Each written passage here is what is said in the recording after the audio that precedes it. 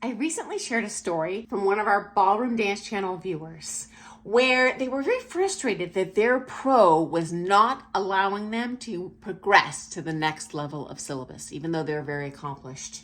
And it generated a ton of feedback and more stories from you guys. So I'm going to share a couple sample stories that are really representative of the many stories that people were sharing with me in private messages. Number one, this is a pro dancer. They're a competitor. They're a teacher. Here's their take. And I'm going to paraphrase here, guys, to ensure total confidentiality for the people that have taken the time to send me their stories. Many students come in and they see those open level ballroom dancers and they want to dance like them. They falsely believe if they dance those patterns, they'll look like them, but it's not true. They will look like themselves, but even worse than if they would have gone on the comp floor and done their simple bronze routines. Number two, this person believes, looking back on their own career, their coaches put them into the open categories too soon. And it ultimately gave them bad habits that were very hard to overcome and kept them from becoming the most successful pro dancer they otherwise would have. Number three, yes, those open classes are crazy fun, but they create awful dancers. As a pro, it sucks to look at them. I see the advanced group class and see how bad that dancing looks. I see people living this illusion that they're actually becoming better because they're doing cool stuff.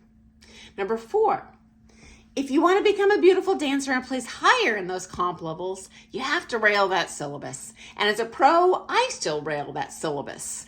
I do very little practice and lesson time on that open stuff or any new choreo. Finally, open is glamorized.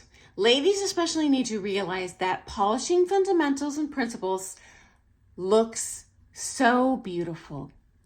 When I practice, even though I'm a pro, it's always those basics. It helps tremendously with the open choreography. And especially as dancers get older, I see them feel this rush to get to the top, which in the end prevents them from getting to the top. So in a nutshell, I heard from several pros that same perspective, as well as a lot more advanced level amateur competitors. Okay, now here is different perspective. I also heard from several people, and I heard it, and I'm like, hey, just as legit. Here goes. Just my perspective. I'm 70. I was a pretty pro ballet dancer long ago in my youth, and I still retain some of my training. I stayed in the bronze for 2 years, the silver for 4 years, in 3 different styles, standard, smooth, rhythm. And I just moved to the golden standard and the open smooth. I take 5 privates a week.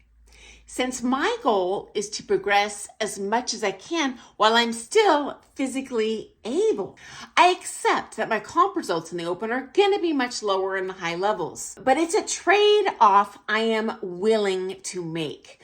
Also, just to point out for the dancer who originally sent their story, the higher levels expect a lot more subtlety in terms of connection, musicality, sway, shaping that might not be apparent to them as a little bit newer dancer. And once one studies all those aspects, that's what makes the dancing amazing and exciting. So all legit points. I heard that from several people. I was blessed to be able to start when I was pretty young, so it's just not a hurdle I've encountered before, but when I heard it, I was like, oh, maybe I would do the same thing. Okay, so thank you so very much for sharing your stories, guys. And finally, thank you so much to those of you who've been pressing the thumbs up as soon as I post a video, guys. I am the biggest nerd. I'm constantly pressing that refresh button and get so stinking excited when I see a thumbs up or comment. Okay, I look forward to seeing you tomorrow morning for some more Things Ballroom Dance, guys. Have an awesome day. Doodles.